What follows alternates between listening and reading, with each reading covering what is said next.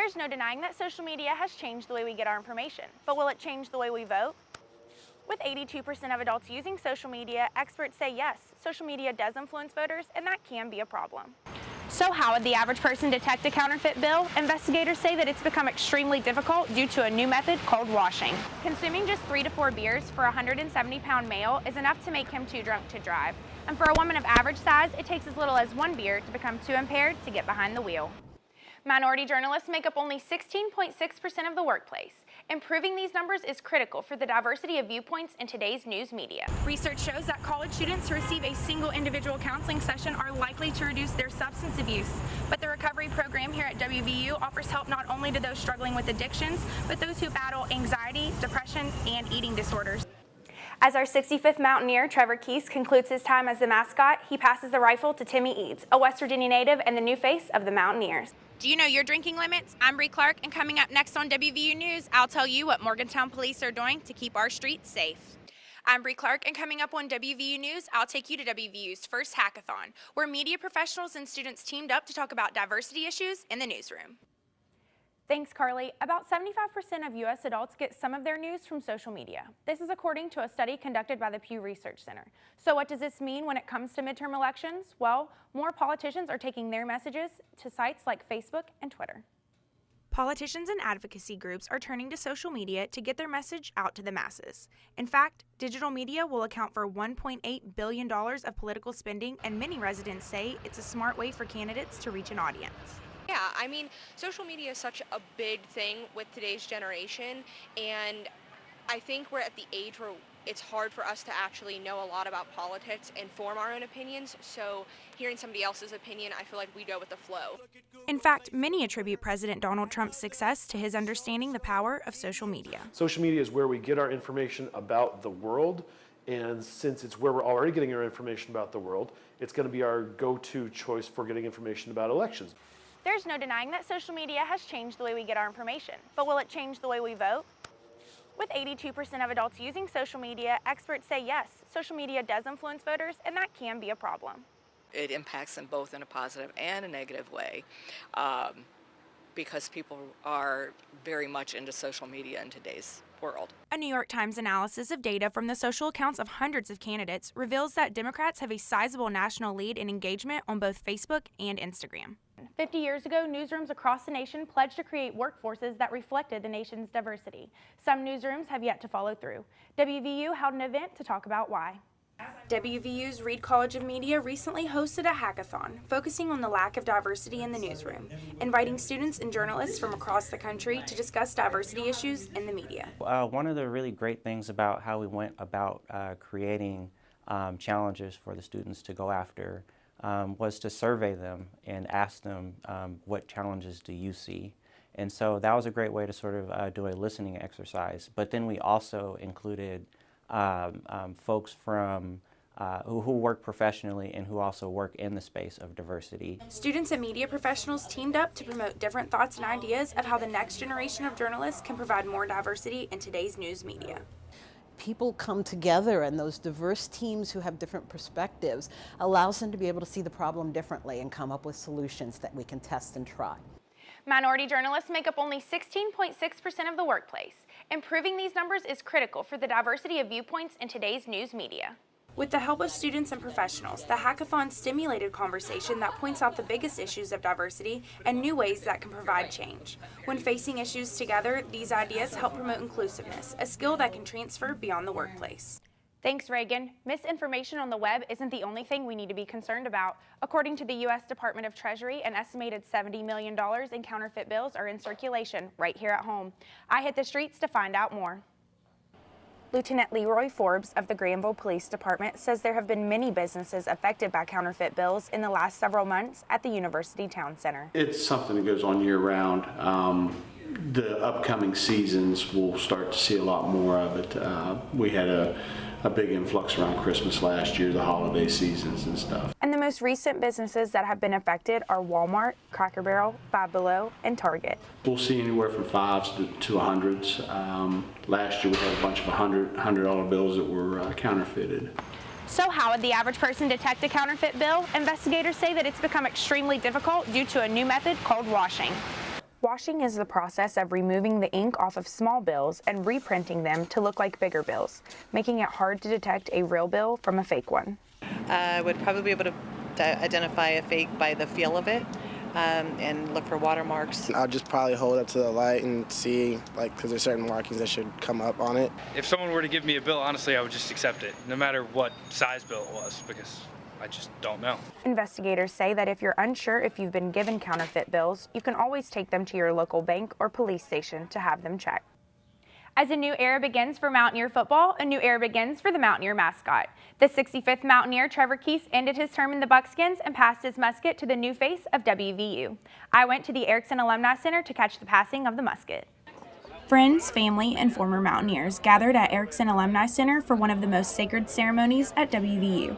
Trevor Keese passed the rifle to the newest Mountaineer, Timmy Eads, a sophomore from Buffalo, West Virginia. It's been a wonderful ride. Like I said, it's been the greatest experience of my entire life. I'll never do anything else the rest of my life to match this. And it was a great ceremony, a great tribute today. I'm so excited for Timmy as he takes on the rifle and begins his term. Former Mountaineers, including Natalie Tennant, had some encouraging words for the newest face of West Virginia University. The Mountaineer mascot is the most beloved of all West Virginia University traditions and symbolizes the proud and rich heritage of the Mountain State and its people. As our 65th Mountaineer, Trevor Keese, concludes his time as the mascot, he passes the rifle to Timmy Eads, a West Virginia native and the new face of the Mountaineers. Concluding his time as West Virginia's 65th mascot, Trevor Keese explains why Timmy is perfect for the role of WVU's newest Mountaineer. The one common thread we all share is our love for the state and our love for the university, and I think that is so unique, and he definitely has that trait, he has that gene, he knows what it means to be a Mountaineer, and I couldn't pick a better guy to pass off the rifle to. New Mountaineer Timmy Eads couldn't hold back his smile when explaining what it means to be the next WVU mascot. I can't even begin to tell you. This is something I've dreamed of for a long time now. So just be able to stand here and hold this rifle, it's truly a dream come true. Let's go! Mountaineers! Let's go! Mountaineers! Thank you all. Timmy's Mountaineer duties are effective immediately. He will have a full year to wear the Buckskins and continue West Virginia's favorite tradition. That's right, Michael. The WVU competitive cheerleading squad has poured their blood, sweat, and tears into preparing for this year's national competition in Daytona Beach, Florida. I went to their latest practice to find out more. The WVU competitive cheer team has been gearing up for this year's competition at Nationals. After coming in second place last season and losing by 1/2 point, this squad was determined to set themselves apart and make it all the way for this year's competition. We improved difficulty. We've been cleaning up a lot of things, just like working on the little things that we didn't score as well on last year. It's increased difficulty on the mat that's going to set them apart from their competition at Nationals. With 31 girls on the squad, team unity helps this bunch stick together through the good and bad. I think what sets us apart from the other teams is our bond. I think this year we came in from our team last year really close, and I think we're a big sisterhood, and I think that helps us in our performance. On top of being full-time students, these girls practice 3 to 4 times a week, all year long, proving they have what it takes to take home the gold. Every day I think to myself, I don't know what I would be if I was on this team, and if I didn't make the decision to try out, I would probably regret it once I graduated. The team left for Nationals on April 3rd and competed in a 2-day competition at the band shell in Daytona Beach, Florida. The WVU competitive cheer team finished 4th out of 14 teams with a score of 96.36, less than 1 point from the top squad. A great event for a great cause. Thanks, Michael. Coming up after the break, the WVU volleyball team is making strides after a disappointing 2018 season. Welcome back to Mountaineer Playbook. There's a WVU women's team that's beginning to gain notoriety in the Big 12. As some new Mountaineers are trying to create a legacy, some former Mountaineers are getting back on the field.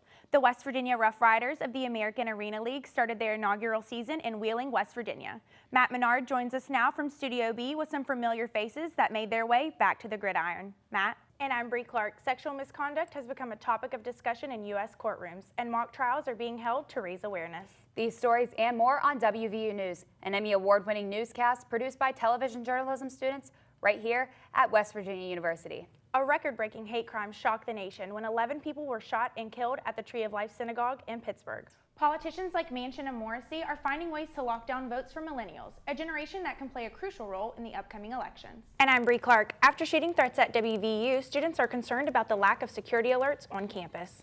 Thanks, Mason. Diversity in the workplace is up for question. 50 years ago, newsrooms across the nation pledged to create workforces that reflected the nation's diversity. Some newsrooms have yet to follow through. WVU held an event to talk about why.